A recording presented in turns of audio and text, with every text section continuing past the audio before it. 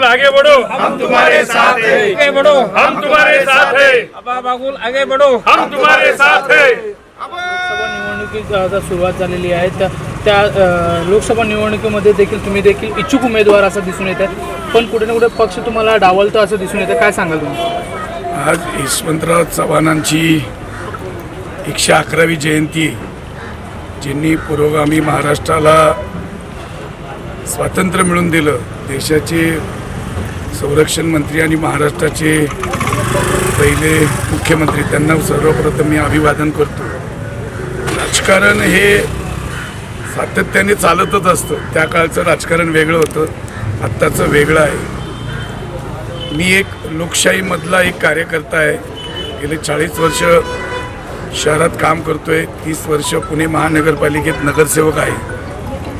आणि माझी पक्षाकडं हीच मागणी आहे की आपण आत्ता काँग्रेसचे हात बळकट करायचे, तर निवडून येणाऱ्याची ज्याची क्षमता आहे, जो पुणेकरांच्या मनामध्ये आहे, जो कार्यकर्त्यांना हवा असा वाटतो, त्याला उमेदवारी द्यावी. पण एकीकडे पक्ष तुम्हाला कुठे ना कुठे डावळायचा प्रयत्न करते. 6 वेळा तुम्ही नगरसेवक असून सुद्धा उपमहापौर देखील पदावर तुम्ही निवृत्त होते. त्यानंतरही तुम्हाला पक्ष कुठे ना कुठे हे डावलण्याचा प्रयत्न चालू आहे. मग त्याच्यावर काय सांगू? तर पक्ष डावलण्याचं म्हणजे वरिष्ठांपर्यंत काही लोक ही सगळ्या व्यथा पोचवत नाही आहेत की पुण्यामध्ये सक्षम उमेदवार आहेत. आता आम्ही सगळ्यांनी उमेदवारी मागितली, पण फक्त काही लोकांची जे टीम तयार करतात आणि ती त्यांची नावं पोचवली जातात. त्यामुळे आता वरिष्ठांनी जातीने लक्ष घालण्याची गरज आहे आणि मला वाटतं वरिष्ठ मला न्याय देतील. तुम्ही तुमची भूमिका मांडलेल्या आहेत पक्षासमोर, तरीही पक्ष तुम्हाला डावलतोय. तर जर पक्षाने तुम्हाला तिकीट दिलं नाही तर तुमची पुढची भूमिका काय असणार आहे? नाही, जर तरवर राजकारण नसतं. पक्ष मला 100% मला न्याय देईल, मला खात्री आहे. कारण पुणेकरांचाच मागणी आहे. पक्षाला आत्ता संकटकाळी निवडून येणारे उमेदवार पाहिजेत आणि माझ्यात ती क्षमता आहे. आपण जर माझं कामाची पद्धत पाहिली असेल, 30 वर्षात पुणे शहराच्या बाबतीत कितीतरी अनेक प्रश्न मी मांडलेत. मी देशातली पहिली ई लर्निंग शाळा आपण केली आहे, राजीव गांधी अकॅडमी. किती आज त्याचं नाव लौकिक सगळीकडं आज आहे, ज्युनियर KG ते 12वीपर्यंत. महानगरपालिकेच्या शाळेतले मुलं IITला ॲडमिशन घेतात, हे कधी कोणाला शक्य वाटलं नसतं. 500 मुलांनी IITला ॲडमिशन घेतलं. शहराची काय गरज आहे, शिक्षणाचं माहेरघर आहे. मग 7 वंडर असेल, 4D थिएटर असेल, भीमसेन जोशी कलादालन असेल, म्युझिकल फाउंटन असेल, सदू शिंदे स्टेडियम असेल. शहराचं उत्पन्न वाढवायचं काय, शहराला मेट्रो अंडरग्राऊंड पाहिजे का इलेव्हेटेड पाहिजे, शहराचा SCMTR महत्त्वाचा रस्ता, पाण्याचा प्रश्न. 5 TMC पाणी मुळशी धरणातून आणा, हे गेले मी 12 वर्ष मागं लागले. त्याला कुठेतरी आता मुहूर्त लागतोय. की कचऱ्याचा प्रश्न असेल, आरोग्याचा आहे. आज आपण बघितलं असेल की पुण्याला गुन्हेगारीनी आणि ड्रग्जनी बेडाखा घातला. ही पाहिलं असेल आपण. पुण्यासारख्या ऐतिहासिक शहरामध्ये हजारो किलो ड्रग्ज सापडते. ते कुठून आले, ह्याला हा तरुण पिढीला कुठं वाहत नेतो. या सगळ्या गोष्टीची गरज करणारा आणि पुण्याच्या मनातले विचार समजून घेणारा असा एक कार्यकर्ता म्हणून माझी चांगली ओळख आहे. त्यामुळं मला तिकीट देतील अशी मला खात्री. जर तुम्हाला तिकीट भेटलं नाही तर तुम्ही अपक्ष उमेदवार म्हणून उभं राहणार आहे का? जनता आणि कार्यकर्ते ठरवतील की काय करायचं. मी सांगितलं ना, जर तरवर काय होणार नाही. मला खात्री आहे. मला का नाही देणार? काँग्रेस पक्षाने मला तिकीट का नाकारावं त्याचं त्यांना उत्तर द्यावंच लागेल. काय रिझन आहे, माझ्यात काय कमी आहे, मी कुठला, माझ्यावर कुठला गुन्हा आहे, मी कुठलं करप्शन केलं आहे, मी कुठलं काय केलं, काही नाही. मग एकदम क्लीन चिट. हा एक काँग्रेस पक्षाचा चांगला उमेदवार आहे. हा काँग्रेस पक्षाला मला न्याय द्यावा लागेल. कारण त्यांचे निकष आहेत की 2दा दिलं त्यांना तिकीट देऊ नये. परत जो निवडून येणारा तो क्रायटेरिया आहे. नवीन लोकांना संधी द्यायची. जे आत्ता आमदार आहेत त्यांना लगेच खासदारकी देऊ नये. असं सगळ्यांना एका व्यक्तीला 2 पदं नाही. अशा सगळा विचार हा पक्षाच्या धोरणामध्ये आहे आणि त्या धोरणामध्ये पाहिलं तर मी एकटा बसतोय. आपसे जानना चाहेंगे कि पुणे के लिए काफ़ी कुछ आपने किया है पुणे शहर के लिए पिछले 30 सालों में, और अब ऐसा एक सिचुएशन है जहाँ पर एक ऐसी तरह से चयन प्रोसेस हो रहा है लोकसभा कंस्टिट्यूंसी का जिसके कहीं ना कहीं आप पक्ष में नहीं है. तो ये आखिर क्यों हो रहा है, क्या लगता है इसकी वजह क्या हो सकती है? जो कर रहा है उसे नहीं चुना जा रहा, जो नहीं कर रहा है शायद उसे ज़्यादा दे रहा फिर ये भी हमारे आदरणीय नेता राहुल जी गांधी, आप देख रहे हैं कि देश भर पैदल यात्रा कर रहे हैं, तो लोगों से जुड़ रहे हैं, लोगों को अपील कर रहे हैं कि भाई हमें बीजेपी सरकार को रोकना है।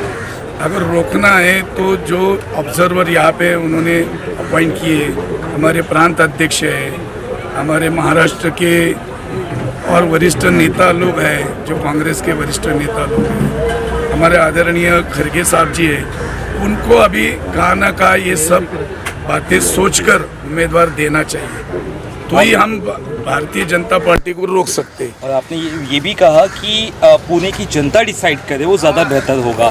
ये कितना ज़रूरी है कि जनता जो चुने वो ज़्यादा बेहतर है, क्योंकि नहीं तो एक लॉन्गर रन में भी गड़बड़ी हो सकती है। अब अभी हम आज जिनकी पुण्यतिथि हम कर रहे हैं, यशवंतराव चौहान, उस ज़माने में ऑब्जर्वर जब आते थे तो वो जनता का वोट लेते थे, उनको पूछते थे, जनता के अंदर जाके पूछते थे कि भाई आपको कैसा कैंडिडेट चाहिए, कौन सा कैंडिडेट चुन के आ सकता है। वैसा आज मैंने वही मांग की है कि भाई लोगों से पूछो, जनता से पूछो, कांग्रेस के कार्यकर्ता से पूछो और आप डिसाइड करो कि कौन चुन के आएगा, उसको देना है। आज तो कांग्रेस की ज़रूरत है अच्छे कैंडिडेट देने की। अगर हमें रोकना है 400 पार ये आंकड़ा बार बार आ रहा है, तो मैं दावे के साथ करता हूँ वो 400 पार होने के लिए मैं नहीं दूंगा, मेरा एक सीट तो पक्का चुन के आएगा। एमपीसीसी को भी आपने लेटर लिखा है इस बारे में, और साथ ही साथ आप ये भी कह रहे हैं कि अगर सही तरह से चयन नहीं किया गया तो जो विरोधी पक्ष है वो भारी पड़ेगा और कहीं ना कहीं नुकसान पार्टी को ही होगा, ऐसा भी कुछ पक्का। जो अगर अभी तक जो सामने रिजल्ट आए 2-3 बार ऊना के लिए, तो वो अच्छे तरह से नहीं आए, तो मैं किसी उम्मीदवार को दोष नहीं दूंगा।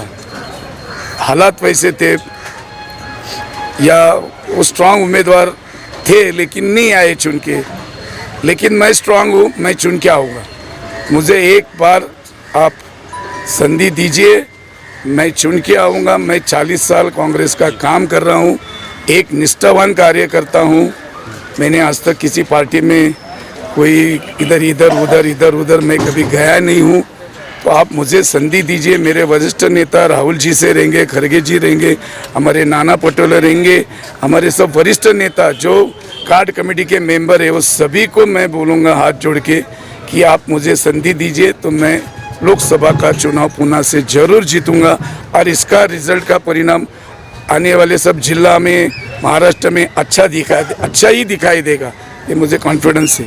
मैं मेरे सहयोगी पार्टी भी लोग बोल रहे कि आबा बाबुल को दो, वो भी कह रहे कि सहयोगी जो हमारे अभी हमारे साथ है, शरद पवार जी साहब राष्ट्रवादी के अध्यक्ष और उद्धव जी ठाकरे शिवसेना ठाकरे गठ के अध्यक्ष, उनसे भी मैं मिला हूँ। उन्होंने भी कहा है कि आप जैसे कैंडिडेट को देना चाहिए। ये लेकिन पार्टी का अंतर्गत मामला है, लेकिन हमसे पूछा तो हम आपका नाम लेंगे। कहीं ना कहीं यहाँ पे लोगों में भी नाराज़गी दिख रही है क्या कि आपको अगर टिकट मिले या नहीं मिले तो क्या हो सकता है? उसके मुताबिक जो कि विधायक है जिन्होंने अभी टिकट की मांग की है, वो भी कहीं ना कहीं इस रेस में दिखाई दे रहे हैं, तो ये टिकट उनको मिलेगा तो उनके बाद आपकी क्या राय रहेगी? लेकिन अभी पार्टी का जो धोरण है कि एक व्यक्ति को 2 पद एट ए टाइम नहीं देना है, तो फिर अभी जो विधायक है तो वो तो अभी उनका साल बचा है, वो और 2-3 बार विधायक बने फिर लोकसभा लड़े। ऐसा जनता की राय, हमारी राय, पार्टी की भी राय वही होनी चाहिए। तो वो हमारे साथ ही है, वो हमको छोड़ के किधर जाएंगे नहीं। पर अगर विधायक है और हमको अगर आज हम लड़ना चाहते हैं, हम 40 साल काम कर रहे, तो हमको संधि देना चाहिए। जिनको दिया है, जो इम्तिहान में बैठे लेकिन पास नहीं हो गए, तो बार बार वही लोगों को देने से फायदा क्या है?